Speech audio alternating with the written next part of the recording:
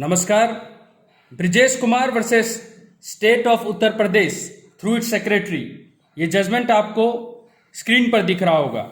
मैं secretary DLSA Sirmaur at Nahan, division bench honourable supreme court की judgement जो कि मार्च 22 2021 को आई है, वो आज आपके साथ डिस्कस करूंगा। सुबह वर्चुअल सेशन लेते हुए jail inmates Nahan model jail के साथ हमने Saudan Singh versus state of UP की जजमेंट ऑलरेडी जो कि आज ही यानी 10/7/2021 को रिपोर्टेड हुई है, इसको हमने डिस्कस किया। हमने जाना कि अगर आप 8 साल तक जेल में काट चुके हैं और अपील पेंडिंग है लाइफ टर्म वाले केस में, नॉर्मली इसके बाद आपको बेल का अधिकार मोटे तौर पर तैयार हो जाता है, या फिर 50% यानी मैक्सिमम सजा आपको 20 साल मिलनी है। 10 आप काट चुके हैं और अपील पेंडिंग है तो भी आपको हमने बेल का अधिकार के बारे में बताया। और सौदान सिंह 10/7/2021 की जजमेंट के बाद मार्च 22 2021 की judgement Brijesh Kumar state of UP में आज आपसे शेयर करने जा रहा हूं। आर्टिकल 39A के तहत जो ये कानून बनाया गया था, लीगल सर्विस अथॉरिटी एक्ट, इसके अंदर फ्री के साथ साथ वर्ड है कॉम्पिटेंट, और कॉम्पिटेंट का मतलब है कि आपको ये आईओएस नहीं देना चाहिए क्योंकि ये लीगल रिप्रेजेंटेशन आपका अधिकार है। आप देख सकते हैं स्क्रीन पर 2011 में ही Rakesh versus state of Madhya Pradesh में, और फिर शेख मुख्तार वर्सेस आंध्र प्रदेश 2020 में ऑनरेबल सुप्रीम कोर्ट ने कहा कि एक्यूज जब भी कोर्ट में आता है और उसके पास कोई लीगल रिप्रेजेंटेशन नहीं है तो ये कोर्ट की ड्यूटी है। जी हाँ, ये कोर्ट की ड्यूटी है कि वो या तो amicus curiae friend of court appoint करे या फिर लीगल सर्विस कमेटी को डायरेक्शन दे कि कोई एडवोकेट दिया जाए जो कॉम्पिटेंट भी हो, और उसकी फीस भी सरकार भुगतती है।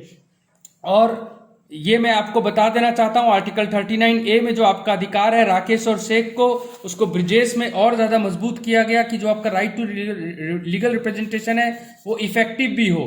यानी कि ये simple right to legal representation नहीं है, इफेक्टिव है, फ्री नहीं है, ये कॉम्पिटेंट भी है, सीनियर एडवोकेट हो, ताकि ये पेपर टाइगर ना रह जाए। तो क्या बेसिकली ये जो 3 गाइडलाइन थी इसको आज जाने। सबसे पहले ये बोला गया कि आप जब डॉक्यूमेंट्स दें तो सारे डॉक्यूमेंट्स दें ऑफिशियल ट्रांसलेशन के साथ, सारे रिकॉर्ड दें ऑफिशियल ट्रांसलेशन के साथ, वर्नाक्यूलर लैंग्वेज में, मद्रास, पंजाब, हिमाचल, जहां के भी हैं। तो अगर हम मान लो ऑनरेबल सुप्रीम कोर्ट में अपील पेंडिंग है और वहां अगर मद्रासी नहीं आती, पंजाबी नहीं आती, तो वो कैसे उन डॉक्यूमेंट्स को पढ़ेंगे। ट्रायल कोर्ट में अगर गवाही पंजाबी में, हिमाचली में, किसी और लैंग्वेज में हुई है तो उसका ऑफिशियल ट्रांसलेशन इंग्लिश वर्जन देना चाहिए। नॉर्मली क्या हो रहा है, जो इसमें एमाइकस क्यूरे एडवोकेट गुप्ता जी ने ऑनरेबल सुप्रीम कोर्ट में, गगन गुप्ता जी ने बताया कि हमारे को नॉर्मली केवल प्लीडिंग दे दी जाती है और कुछ भी नहीं। तो यहां पर ऑनरेबल सुप्रीम कोर्ट ने कहा केवल प्लीडिंग नहीं, सिविल केसेस में एफिडेविट भी, एप्लीकेशन 6/17 की हो या 22/4/4 की हो या ऑर्डर 22 रूल 10 या 10A या जितने भी 6/17 या सेक्शन 5 लिमिटेशन एक्ट, ये सारे एप्लीकेशन, उस पर हुए ऑर्डर, एफिडेविट, प्लीडिंग, सब कुछ देना चाहिए। ट्रायल कोर्ट की जजमेंट्स तो देनी ही देनी है, जिसको इम्प्यून जजमेंट कहते हैं, वो भी देनी है।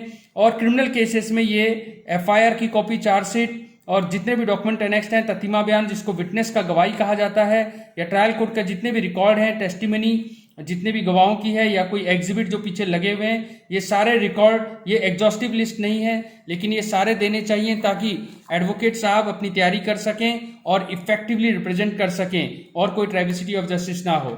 धन्यवाद। सौदान सिंह और ब्रिजेश की जजमेंट के साथ मैं आपसे अलविदा लेता हूं। Thank you.